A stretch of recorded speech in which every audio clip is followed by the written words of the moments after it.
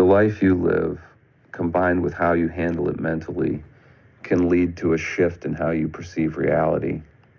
Ramana Maharshi said, "Karma is the mind. The mind is the product of experience, which is the product of the causal chain, as is the body. What is experienced follows from the circumstances of birth, which create the mental impressions that form the mind.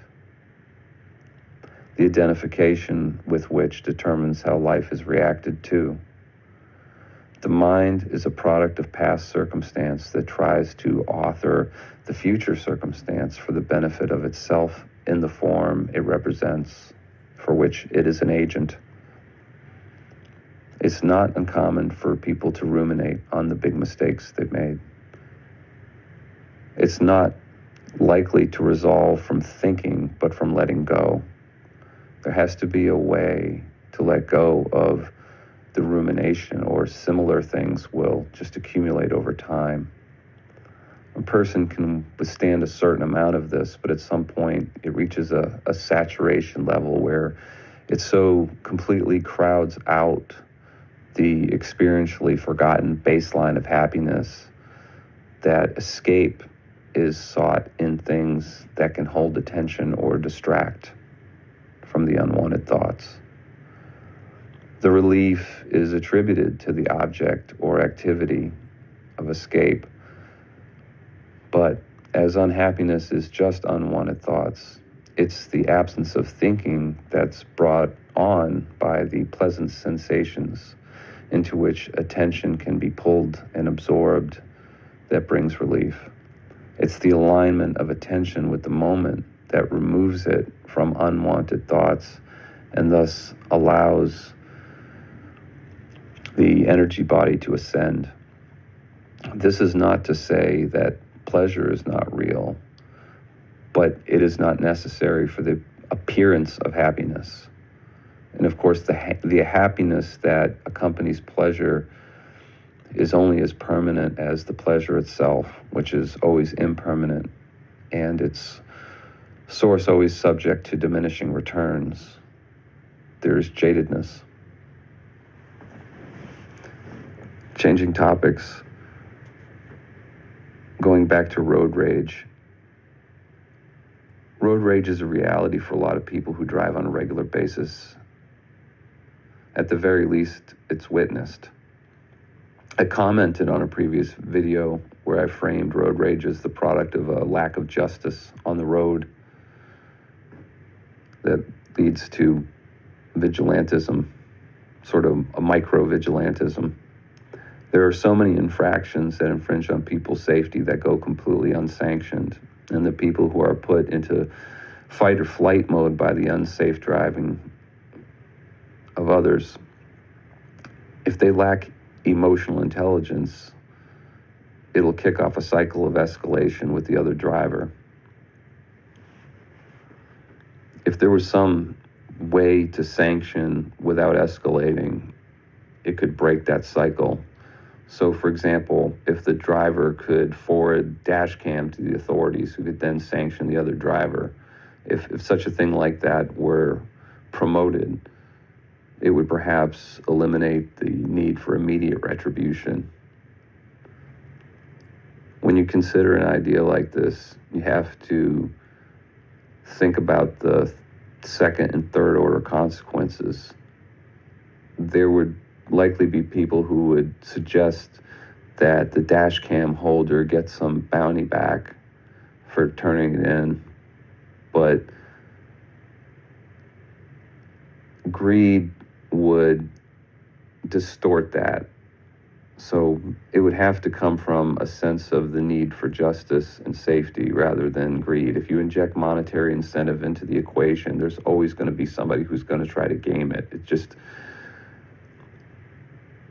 evidenced in history. The types of crimes that occur on the road that that cause unsafe conditions, they're not special enough to warrant a bounty, but it would be helpful if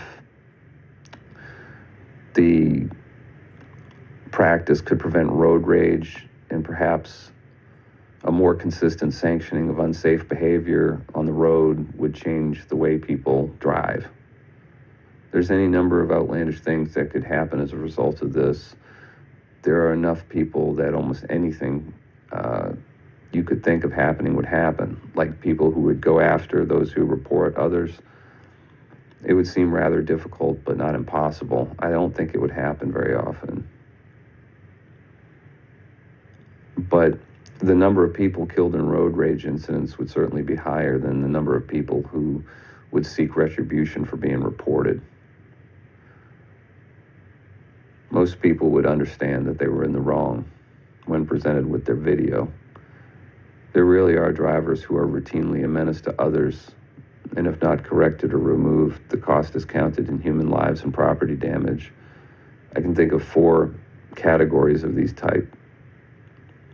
One is people who will fail their next driver's test because their faculties have declined so much since their last one. Seems a common sentiment that they should be taken off the road for everyone's safety. Such drivers inspire the least road rage, because it's understood that their driving doesn't come from a sense of recklessness. Next are people who are in a rush and driving aggressively as a consequence. They may normally drive in a safe manner, but exigent circumstances have made them aggressive for a time. These people are indistinguishable from the next category, which is reckless drivers. It's self-explanatory, but reckless drivers are like street racers and just people who drive recklessly as a habit. And then the 4th category is the inebriated. While they do inspire road rage, they typically inspire calls to the police. It's persistent enough that it can be pointed out to law enforcement. Driving will never be completely safe. Even the machines do it in concert with each other to move us from point A to B. Boulders and trees will fall on the road, things will catch on fire, tires will blow, things will break, the machine will lose control. There's certainly some merit to the idea of expanded public transportation, such as via rail. But the challenges to this are several-fold. There are many vested interests in the status quo. I read in a book called Free to Choose, a personal statement by Milton Friedman. And without going into great detail, he talked about how the ICC created the status quo of trucks over trains. So whatever constituencies made that happen would have to be overcome. Public sentiment does influence policy, but it has to be so obviously unstoppable that people in decision-making positions, if they advocate too hard against them, would fear losing their position, or would lose trust in people who have access to them. Meaning that the notion they resist is so popular that for a powerful person to publicly come out against it puts them in danger of violence or losing their role. Another obstacle is that people value their independence. People value the convenience of using their car as a storage space and the flexibility it gives them with what they move from place to place. But ground transportation over long distances for people could be similar to the model used to ship goods. Like in shipping goods, a tractor trailer is used for the long haul, and then a smaller vehicle for the final leg of the journey. People could move long distances via train and then use rental cars for the short leg of the journey at the end. If that process could be streamlined, almost like giant electric scooters, but they're cars, the model used for electric scooters applied to cars. It would be easier, I guess, if those cars had some automation that took the danger out of it from a liability standpoint, so you wouldn't have to go through like a rental car process. A thing like this would be like a feature of the world in which you own nothing and are happy. Beyond the loss of independence is the fact that people don't like each other. People generally don't want to expose themselves to the unfiltered public. People don't feel safe in public spaces in a low-trust society. And public transit is a public space. How we feel about a stranger depends a lot on a lot of things. Some obvious and socially acceptable, like how that person behaves, and some not, like their appearance. When it comes to strangers, people tend to feel more comfortable with those who are similar to themselves. That's a feature of unconsciousness. The more that the fingerprint of identity overlaps with another, the less fear there is that this person won't abide by the same social norms for having different conditioning. People who are obviously of a different background can represent an other with whom there's been a traditional conflict, especially in the context of a tribalistic society. The source of this feeling is human history. We have ample examples of how people behave in the Hobbesian state. Even in the last 1,000 years, there have been places where it was normal for a group of men to gather and raid a village and take away women. When people are nomadic, it may be possible to do such a thing and escape open war. But when human beings assume a fixed position, they become a target for retribution. We have far longer lived in the former condition than the latter. And so it's hardwired into us. In the absence of a lawgiver, an encounter with a stranger can be dangerous and thus generate this primal apprehension. More people have survived to pass on their genes with this propensity than not.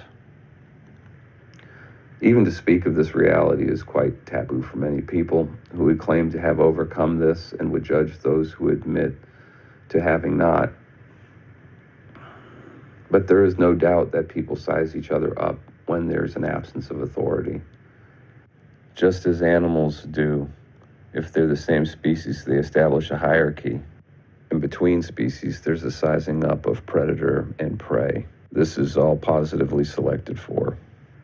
People obviously consider the potential of another person they encounter when there's no controlling authority.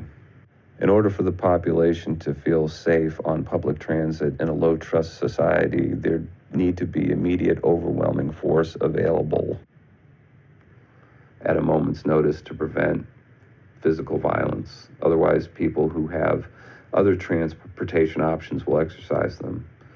So you would have to establish a police state to fully overcome this objection. Another alternative would be to simply outlaw all the other transportation options, but this is also a coercive system that would not prevail in a fair plebiscite. I say ought not to prevail, actually, because the malleability of human sentiment through conditioning is real. You can demoralize a people and get them to accept things they otherwise would not. We seem to be always bumping up against this frontier of what people will stand for, the Overton window. And the scope of what people will stand for runs inverse to something. Their condition determines what they'll put up with. Certainly it's a sense of community. The more connected people feel to their fellows, even if they are strangers, the more likely they are to stand up for each other's rights. It's because they trust each other. In a high trust society, people know they will be held to account more strongly for their behavior, and thus they moderate their behavior. It's where people feel disconnected from others, where they feel anonymous and like they can get away with things. Like how in online video games, anonymity breeds bad behavior between players. So it's easier to impose restrictions on a demoralized population in a low trust society because they'll accept it in exchange for a reduction in risk. They don't trust each other, and so they want you to control them and the others. This idea can be seen in a homeowners association. People band together to control themselves and others because they don't trust their neighbor to not put junk cars and pink flamingos all over the lawn. Whenever such organizations exist at a certain size, especially, the resources that flow into them become large enough to be a temptation for the individuals who run those institutions. The temptation to plunder is too great at a certain scale. The temptation to tilt the board towards one's benefactors and cronies is too great. The opportunity to mass personal power is too great. A government of great scale confers a power that is sufficient to corrupt those who wield it. There's a temptation that there's just so much moving that nobody would notice a little graft and feathering of one's own nest. The ability of a government to address the needs of the population runs inverse to the size of the population it serves. On the small end of the scale, if you look at a household, it's reasonably common for the people who govern it to keep their subjects satisfied. In other words, parents meet the needs of their children, and adults and elders respect each other. That's the smallest social unit, the family. As you move up to, say, like a church or a homeowners association, there's going to be a lot more people who fall outside the agenda of leadership. And so it goes with a country. That's why local government is so important to address people's concerns, grievances, wants, desires from the public sphere. They need local representation that impacts their day-to-day life more or less, and then they can choose by changing their location. But one giant central authority, the most extreme example being a world government, would leave out so many people. There's just no way that one body like that could represent everybody everywhere. There is no one rule or one set of rules. It's power that corrupts, but ignorance is the fertile ground for that corruption. The ignorance that creates dread in us causes us to maintain a mental tapestry of contingencies to give us protection and prosperity. There are opportunity costs to the maintenance of that tapestry through the granting of attention and thus energy to its thoughts. Because the form with which we are identified is known to be impermanent, there's no circumstance that can prevent its eventual disintegration. But if the cost of inputs is not counted, if there's no need to count it through an abundance of them, there's no regard for the diminishing returns to scale that comes in the quest to make permanent the impermanent. There's no limit to the amount of power and resources a person may attempt to accumulate in that quest, because there's no amount that can successfully do it. If more can be had, then more will be gathered. It's like that Tears for Fears song, everybody wants to rule the world. And nobody is unique in trying to justify it. Every unconscious person is Ozymandias if given enough power. It's the unconscious condition. Society should be able to keep an individual from feeling the need to violently rebel. Some people can be peaceful in just about any material condition that meets their physical needs. It's how they regard the world that determines whether or not they're going to rebel against it. It is the sense of unfairness that engenders resentment. People need ways to have their grievances redressed, but if power is too far removed from their voice, there is frustration. Human beings in the aggregate will never overcome the unconsciousness that causes them to be corrupt with power.